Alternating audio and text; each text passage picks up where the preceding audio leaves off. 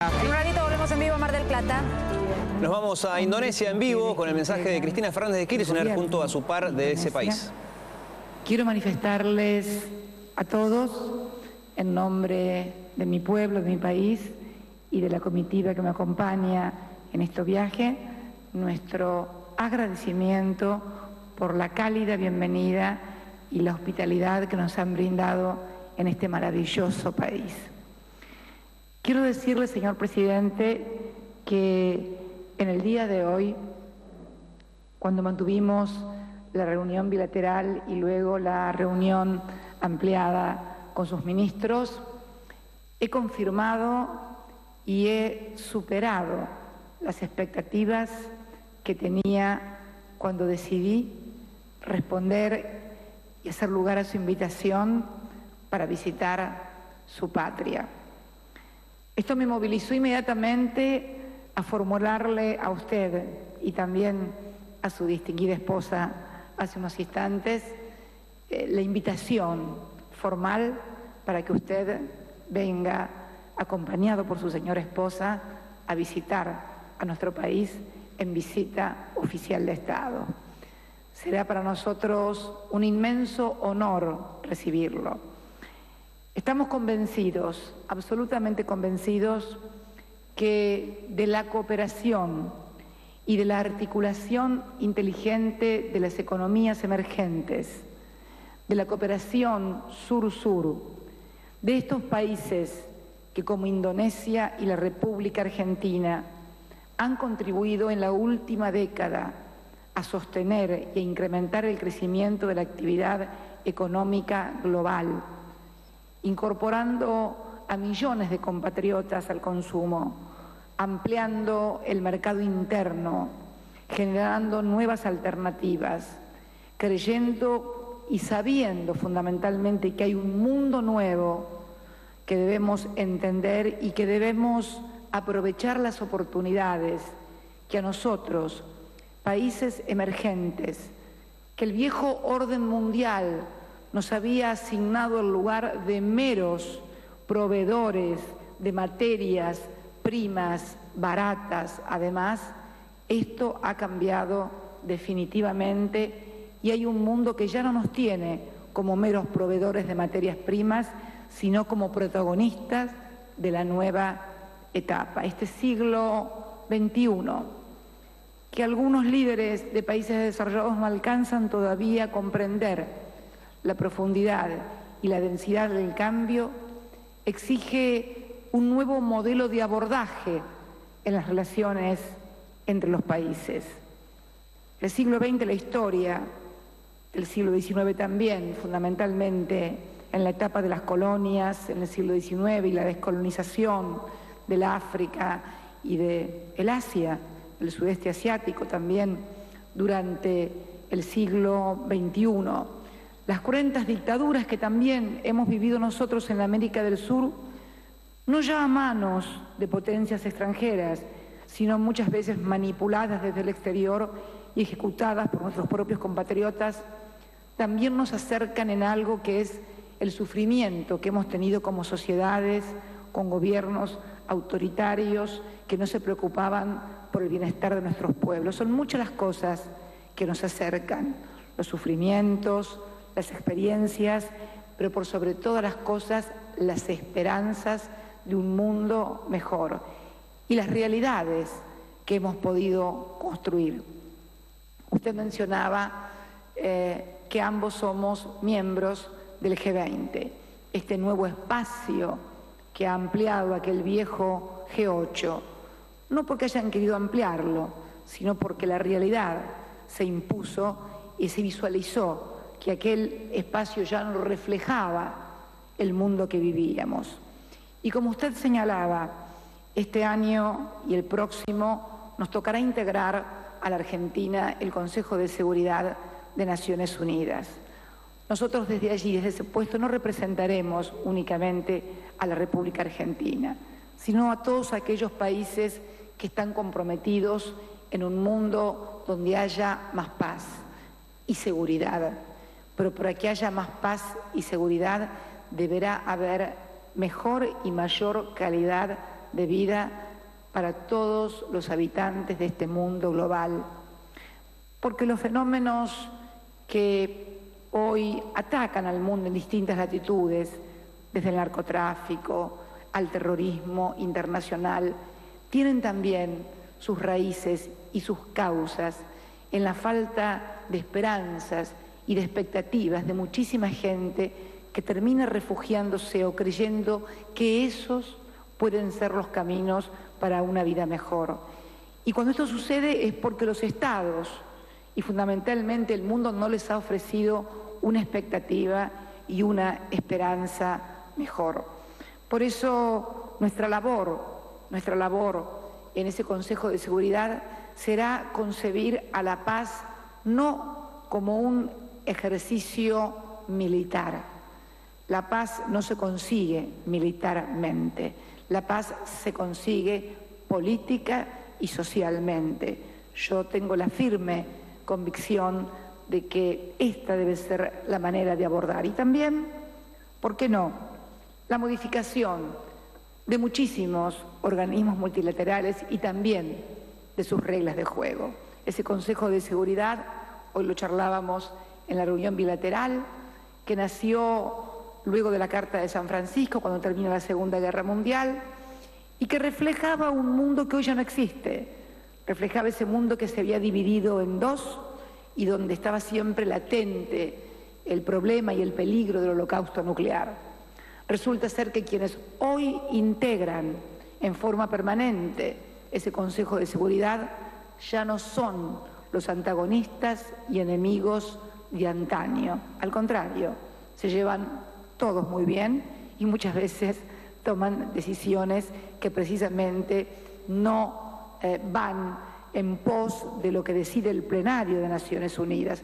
Nosotros, la Argentina, somos un claro testimonio de cómo se utiliza ese sillón permanente en el Consejo de Seguridad para incumplir las mismas órdenes que esa Asamblea de Naciones Unidas impone. Aprovecho para mencionar el caso Malvinas, que es un claro ejemplo de ese doble estándar que se da, por ejemplo, en el Consejo de Seguridad.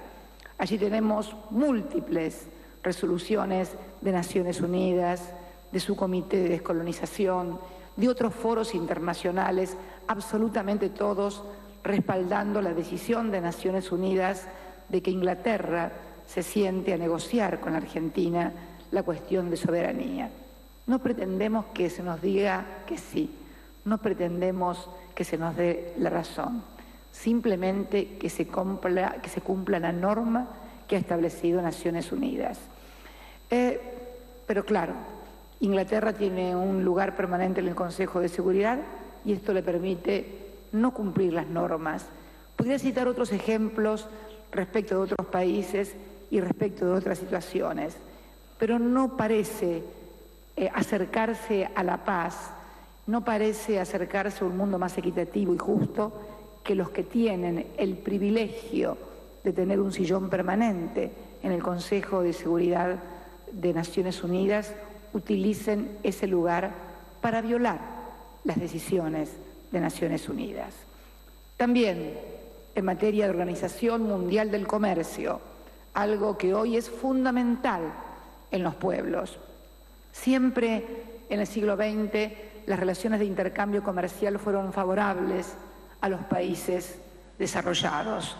Y decía al principio de mi intervención que siempre se nos veía en esto como los proveedores de materias primas sin valor agregados a precio barato. Esto significaba hambre, miseria y atraso para nuestros pueblos. Pero fue precisamente el surgimiento de todo el sudeste asiático, conjuntamente con la India, lo que trastocaron este mapa y hay hoy una nueva realidad global, donde los productores de materias primas, los productores de alimentos, los productores de energía se han convertido en protagonistas y sus materias primas valen mucho más. No debemos dejar escapar esta oportunidad para que esas materias primas tengan valor agregado en nuestras propias tierras para lograr un mejor empleo, mejor remunerado y más calificado.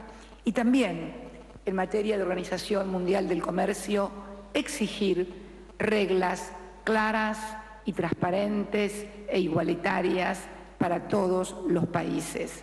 Se nos dice a algunos de nosotros que violamos las reglas de la Organización Mundial de Comercios o porque hay subsidios, o por aquello, o por lo otro. Sin embargo, mi país, la República Argentina, productor por excelencia desde tiempos inmemoriales de productos agrícolas ganaderos, sufrió durante todo el siglo XX y sigue aún sufriendo los subsidios agrícolas que la Unión Europea parece no mirar y la Organización Mundial del Comercio ignorar.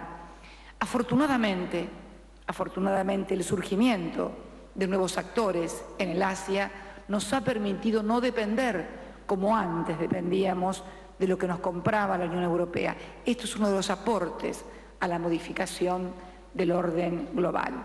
Pero es imprescindible ir más allá y establecer reglas claras de juego para todos. No nos pueden exigir a los países emergentes que estamos luchando para incorporar más gente a la producción, para tener más clase media, para ampliar nuestra clase media, que no administremos nuestras economías y nuestros comercios para seguir progresando, porque además, incorporando más gente al consumo, no solamente estamos contribuyendo al bienestar de nuestro país o de nuestra sociedad, estamos también contribuyendo al bienestar y a la rueda de consumo global que algunos parecen haber olvidado, proponiéndole al mundo solo programas de ajuste y contracción del gasto. Digo yo, si la gente no consume, si los países tienen deudas soberanas que les impide inyectar recursos en el mercado, si además las familias pierden sus empleos y sus casas, ¿cómo se cree que se puede reactivar la economía del mundo? Estos son los planteos que muchas veces yo hago y a los que hacía alusión el señor presidente de Indonesia en el G20. Y yo creo que lo que falta son nuevas ideas. No se pueden resolver nuevos problemas con viejas ideas y viejas políticas, y sobre todo si esas viejas ideas y esas viejas políticas fueron las que provocaron la crisis financiera que en el año 2008 se desplomó sobre el mundo y cambió de un plumazo las relaciones que hasta ese momento estaban. Y fundamentalmente las cambió desde un punto de vista de modelo cultural. Se nos había impuesto a todo el mundo, desde el consenso de Washington, la idea de que el Estado era casi un estorbo para la economía, que el Estado no debía meterse, que el mercado asignaba recursos, que el mercado todo lo resolvía, que las soluciones estaban en el mercado y que el Estado solo molestaba al desarrollo y al progreso. Pero he aquí la sorpresa, que cuando el mercado explota, cuando se comienzan a descubrir burbujas, cuando comienzan a explotar bancos, financieras, aseguradoras en el mundo, cuando comienzan a producirse las masivas ejecuciones de hipotecas, de desalojos, ¿a quién se recurre? Al Estado. Es el Estado el que tiene que inyectar ingentes recursos para financiar los sistemas financieros que precisamente a partir de los derivados y de creer que el dinero se reproduce a sí mismo, sin pasar por el circuito de la producción de bienes y servicios, produjo esa catástrofe que empezó en el 2008 y que aún, desgraciadamente, no ha terminado y este año que pasó parece profundizarse. ¿Cuál debe ser entonces nuestra colaboración? La colaboración, en este caso, de la relación bilateral entre Argentina e Indonesia. Relación que yo me atrevo a decir no tiene techo. Mi país no tiene techo significa que tiene crecimiento indefinido. Y tiene crecimiento indefinido primero porque hay una escala muy importante en Indonesia. Cuarto país en población en el mundo, con una densidad poblacional superior a los 130 habitantes por kilómetro cuadrado. Y por otra parte, mi país, el octavo en superficie en el mundo y el cuarto en superficies cultivables, pero solo con apenas 40 millones de habitantes. En mi provincia, la provincia de Santa Cruz, que es la segunda provincia en extensión de la República Argentina, hay menos de 1 habitante por kilómetro cuadrado. Pero tenemos magníficas políticas y tenemos también la decisión y el coraje de creer en nuestro país y desarrollar un mercado interno muy importante. Tenemos un desarrollo en materia de ciencia y tecnología, en materia nuclear, en materia de agricultura de precisión, en materia de biotecnología, de software, de turismo, todas las disciplinas que hemos repasado hoy con su excelencia, el señor presidente y sus colaboradores, y más tarde en el hotel donde me alojo con la Asociación de Empresarios de este país, a los cuales muchos me han dicho que luego de escucharme hablar acerca de nuestro país, de las posibilidades en minería, en turismo, en fin, en tantísimas actividades, están deseosos de visitar nuestro país. Hemos acordado con el señor presidente y con una delegación previa de funcionarios de Indonesia visitará precisamente la Argentina para poder identificar, y así lo establece el memorándum de cooperación para inversiones, el memorándum de entendimiento que hemos suscrito en el día de la fecha, identificar todas aquellas áreas en las cuales debe producirse una asociación estratégica entre Indonesia y la República Argentina. También decir que muchos de los empresarios indonesios que hoy compartieron conmigo la tarde una reunión excelente, muchos de ellos ya tienen fuertes negocios con Argentina. Visita además, acompañando a esta delegación política, creo, si no me equivoco, la delegación de empresarios más importante de Argentina que hasta ahora ha visitado Indonesia. Esto es una muestra del interés que tenemos por quien es nuestro principal socio en el sudeste asiático. Y también queremos ser la Argentina una plataforma para Indonesia en todo lo que es el continente americano, Latinoamérica y el Caribe, la CELAC. Por eso digo que tenemos que contribuir y podemos contribuir a un mundo mejor y comenzar a hacerlo desde la relación bilateral en la complementariedad de nuestras economías. Yo estoy muy feliz de haber tomado la decisión de haber venido aquí a Indonesia. Es cierto lo que mencionaba el señor presidente, el jet lag es fatal, pero a los pocos días uno lo supera y yo creo que ya esta noche voy a poder dormir mucho mejor. Pero ¿qué es 1 o 2 horas de sueño si podemos recuperar años y años en que no nos mirábamos entre nosotros, países del sur-sur, para poder construir un mundo mejor? Tenemos convicciones y visiones muy parecidas acerca de lo que está pasando en el mundo. Tenemos la decisión de que nuestros países no vuelvan a dar un solo paso atrás. Todos los pasos que deben dar nuestros países deben ser adelante. Y convenciendo a los demás, a los que aún no han entendido que sin bienestar y calidad de vida de los habitantes será imposible tener un país con paz y seguridad, convencer a todos mostrando nuestros modelos. El señor presidente hacía mención a la situación que vivió mi país entre 1999 y el año 2002. Sinceramente, señor presidente y su distinguida esposa y todos ustedes que están hoy aquí, los argentinos vivimos momentos muy difíciles.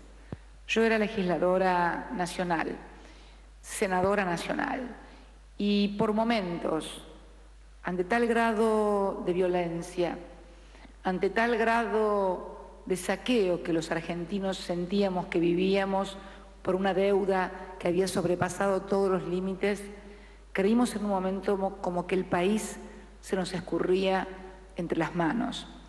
Cuando mi esposo tuvo que asumir como presidente de todos los argentinos con apenas un 22% de los votos, él siempre me decía y me contaba que el día ese que asumió, 25 de mayo del año 2003, 30 años exactos después de que cuando era muy joven, él fue militante como yo desde muy joven de nuestro partido, de nuestro movimiento, había estado en la plaza gritando también junto a otros jóvenes de su misma edad por un país mejor. Y por esas cosas de la vida, 30 años exactos después, sin imaginarlo, asumía como presidente.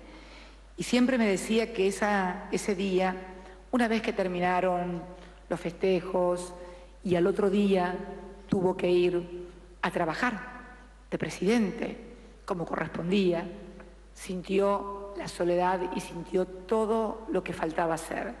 Sin embargo, su inmenso coraje, su valentía, su convicción, sus ideas, sus pensamientos que él mismo había dicho que jamás iba a abandonar en la puerta de la Casa de Gobierno, lo ayudaron a construir un país que parecía destruido e insalvable, con gente que se iba, con gente en las puertas de los consulados. Recuerdo, por esas cosas de la vida, y discúlpenme si me prolongo un poco, pero esto me remueve, las cosas que usted ha dicho, presidente, me remueven muchos recuerdos. Yo era senadora en aquel entonces, cuando él era presidente, y al volver del Senado, todas las noches pasaba por el consulado de la República de España.